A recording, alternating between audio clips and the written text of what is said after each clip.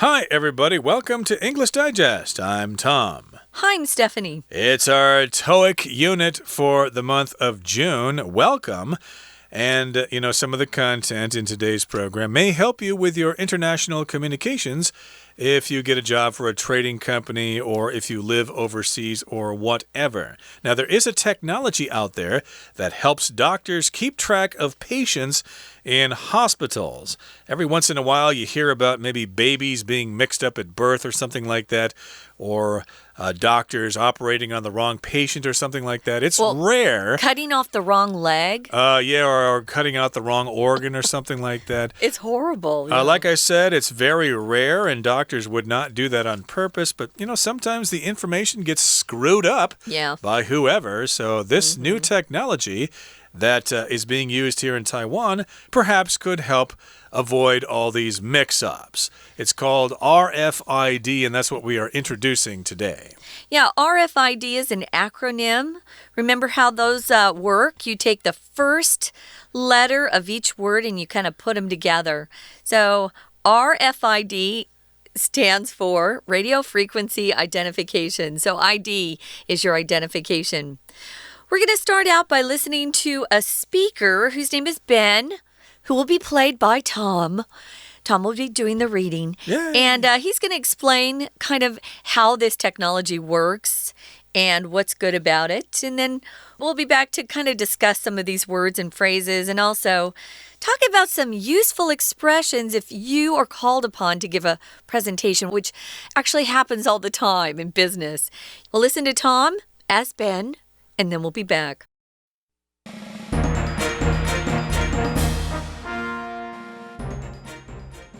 Hi, everyone. Thanks for attending my talk today. I am delighted to tell you about the uses of radio frequency identification, or RFID, in hospitals. I'll start with some general information on RFID. This technology works a bit like barcode scanners, and it can be used to identify and track any object with an RFID tag on it. Sometimes the information is automatically sent to a computer system, while at other times the tag can be read by an RFID reader. In a hospital setting, the most obvious use for this technology is for storing patients' identification and medical history, which can be kept on a wristband for the patients to wear. This ensures that patients' information doesn't get mixed up and immediately shows a doctor or nurse things like medication levels, allergies, and reasons for seeking medical attention. What's more, the hospital can use RFID to locate patients so that they don't get lost or enter any restricted areas. This leads to my next point, which is that RFID can be used to keep track of anything with a tag, including important medical equipment, hospital beds, and even laundry. In this way, these items won't get stolen or misplaced. Tags can also be put on newborn babies' wristbands to reduce the chance of them being mistakenly identified. In the next part of my presentation, I'll talk about how RFID can be used to monitor medicine and stocks of single-use items. Before that, though, does anyone have any questions? Okay, guys, we're talking about a really interesting piece of technology that's being used for good purposes right here in Taiwan. So we've got Ben, and he thanks everybody for coming. That's one of the first things you do if you're giving a presentation, of course, is to make people feel welcome and let them know you appreciate that they're using some of their valuable time to come and listen to you. You know how it is at work and you have meetings and you have to go to presentations and you're like, I've got to finish my work. I don't want to go. What a waste of time. So if you give a presentation, you better make sure you don't waste anyone's time. Prepare well and make sure it's short and sweet and to the point so people can get back to their work that's waiting for them at their desks. Yeah, and it goes without saying that you've got to be confident and you look like you know what you're talking about. Don't be nervous and don't look lost and don't be disorganized. Otherwise, people will immediately take out their smartphones and start playing Candy Crush or something like that. It's true. But in any case here, Ben is giving this presentation and he is introducing something called RFID, which stands for Radio Frequency Identification. Okay, so he says, "Hi, everyone. Thanks for attending my talk today." So, yeah, he doesn't jump right into the subject. He kind of says a few words here that tell people that it's informal. It's a presentation. You're not going to be tested on this.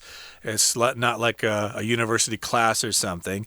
But he's grateful that the people have decided to attend his talk.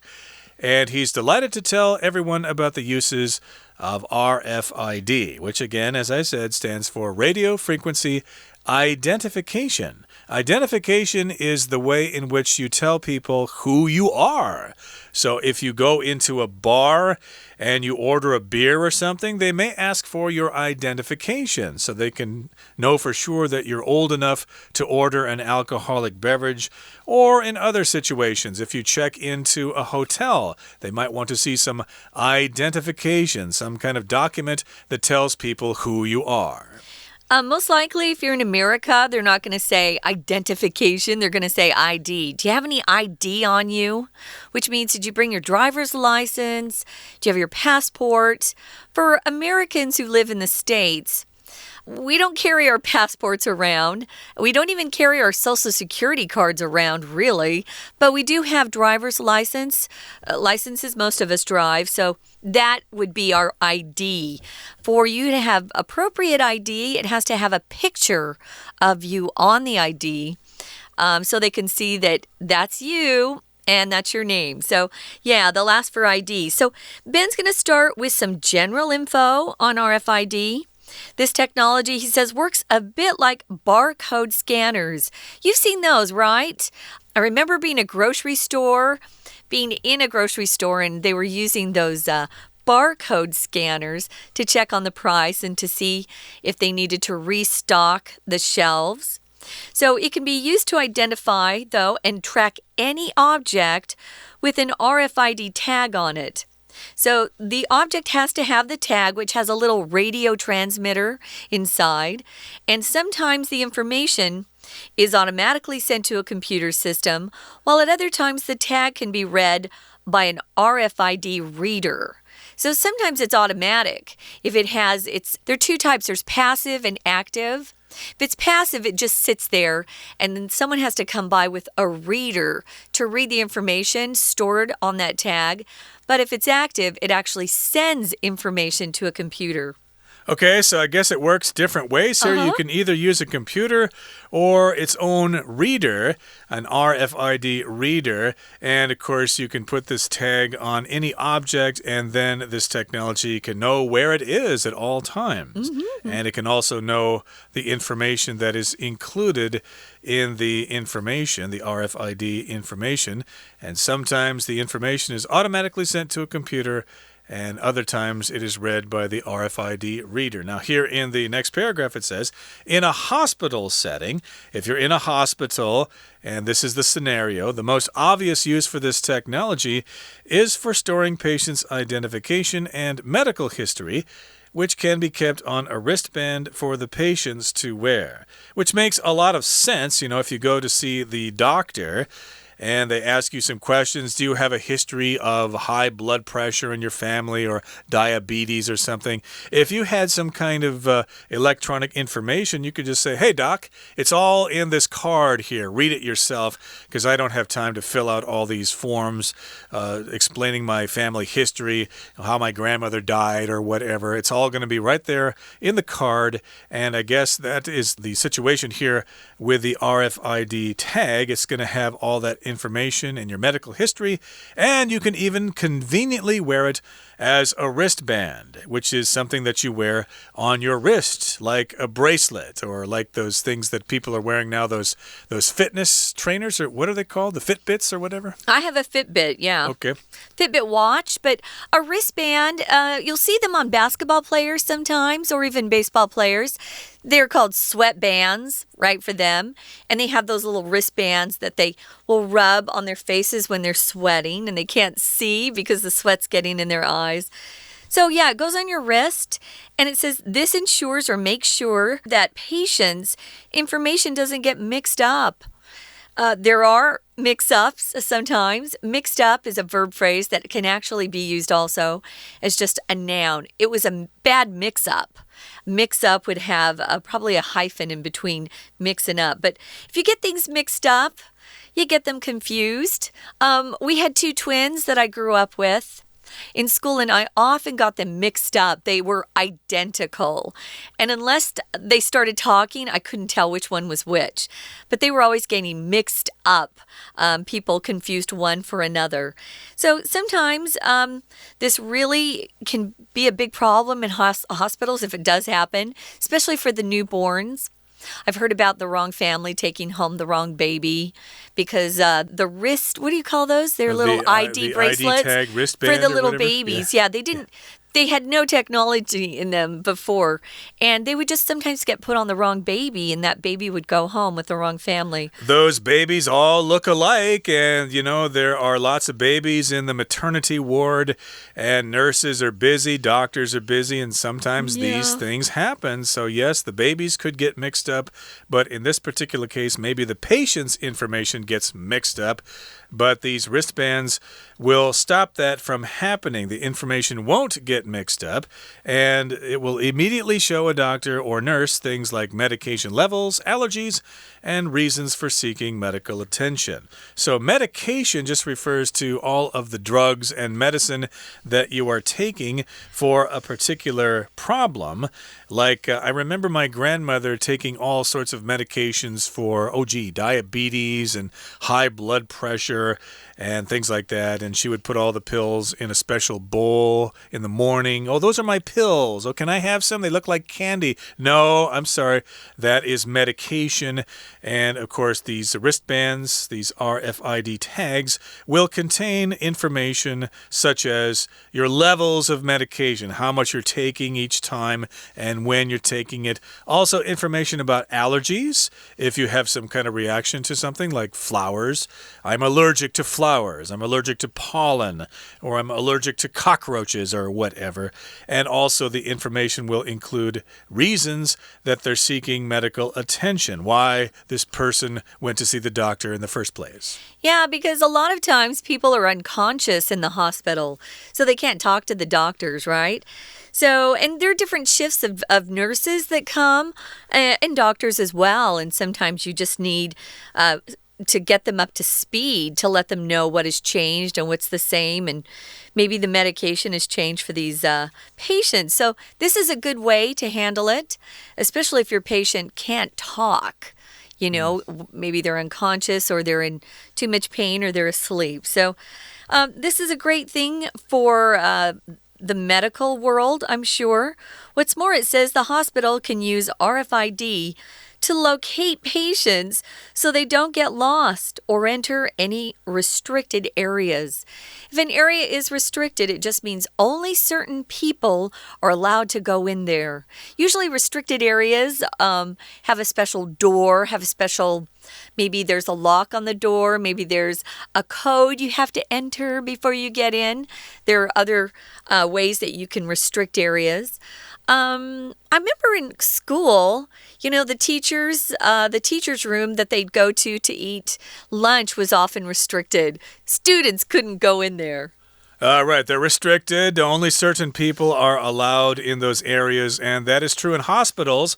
There are places where you just can't go into if you're a patient or if you're a visitor. They need to keep you out. You may have germs on you, or you may cause trouble in some way. So, indeed, these tags, RFID tags, will help the doctors and nurses locate you so that you don't get lost or go to some place you're not supposed to go to.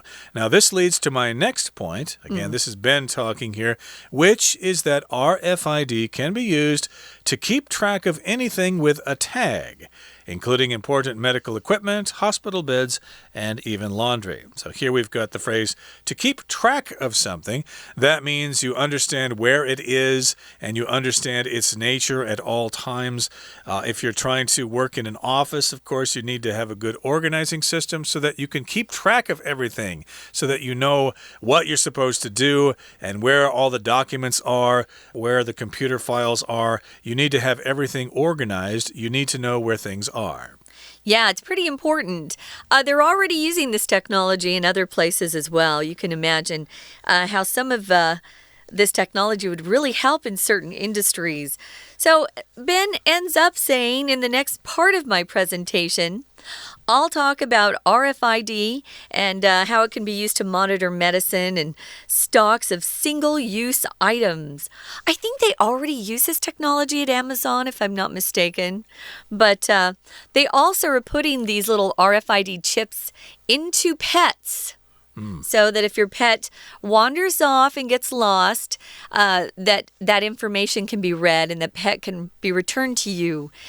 I'm not a big fan of having these chips implanted in humans, though. I don't want to be tracked all the time. But this wristband we're talking about is something that can be taken off. It's not implanted in a patient. It's not something that is there permanently. It's just there while you're in the hospital here. Yeah, hopefully they'll leave it at that, but you never know, if some dictator comes and takes over our government, like the president or the leader of North Korea. Yes, then those things will be surgically implanted so they can keep track of you and follow you everywhere you go. And if they find out that you've attended some kind of a political meeting, they could come and torture you and murder your family and stuff like that. But we're not going to get into that too much. Again, we're just in a hospital setting here. And these identification cards, these RFID tags, can be very helpful and very useful in a lot of different situations. Okay, and this is how Ben ends his presentation. Before he goes on to talk about something else, he's asking if anyone has any questions. And if people have questions, they can ask. And then when they're done asking, he can move on to the next part of the presentation. Okay, that brings us to the end of our explanation. It's time now to listen to our Chinese teacher.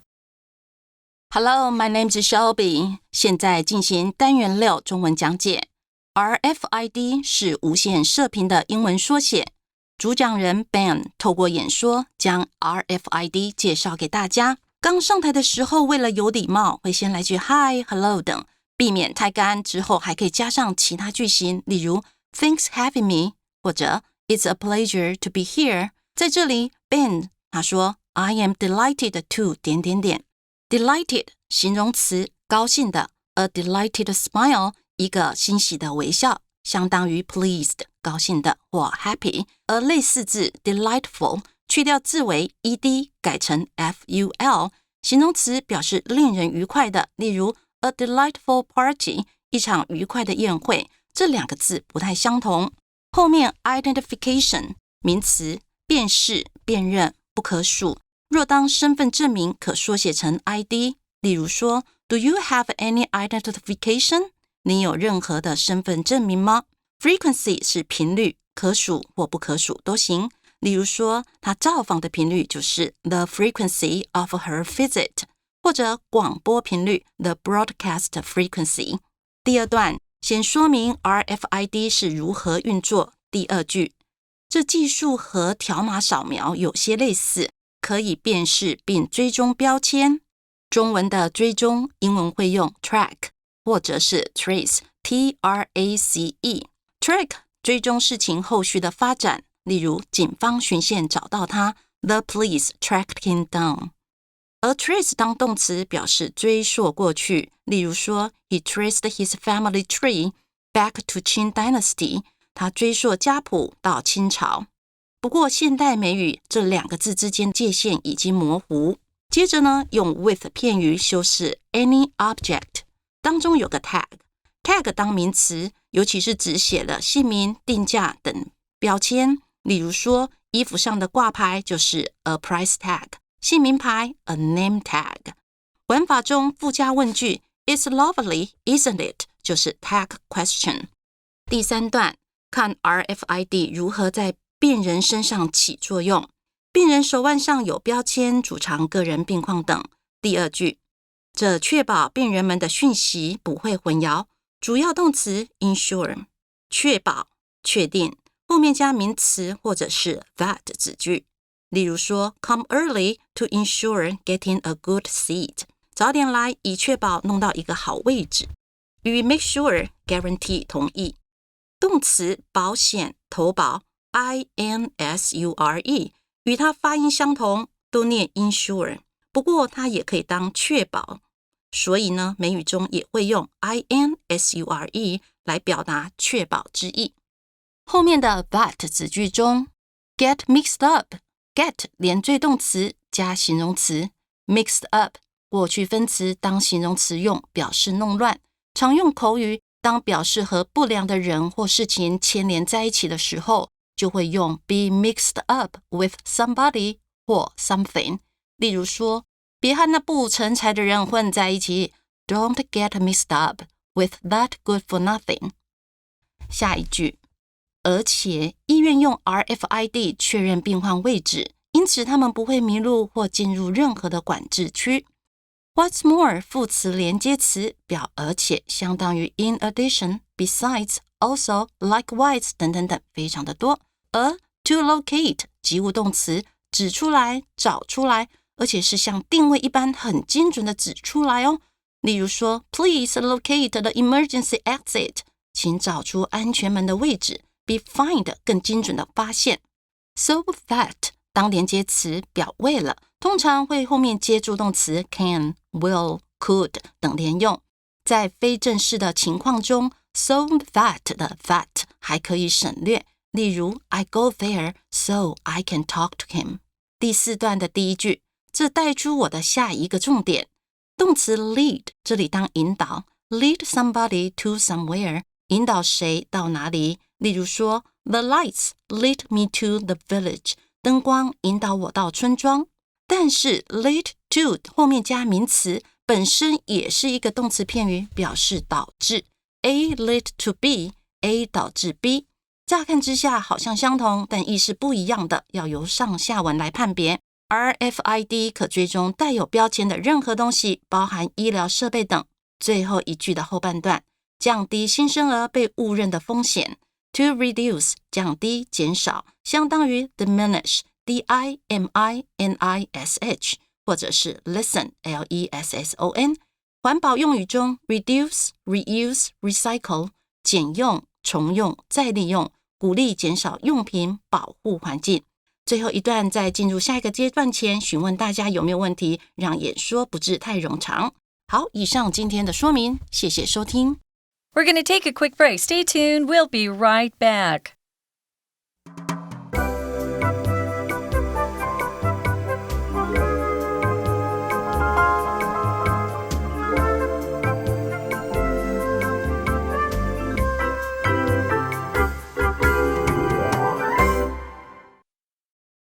Welcome back, guys. This is the part of our TOEIC unit where we talk about some useful expressions.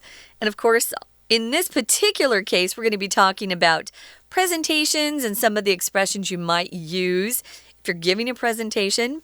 Here's the first one. I am delighted to be here today to tell you about this opportunity for investment. Again, this is a way to start or open your presentation on a positive note. Let them know that you feel great about being there. You're excited.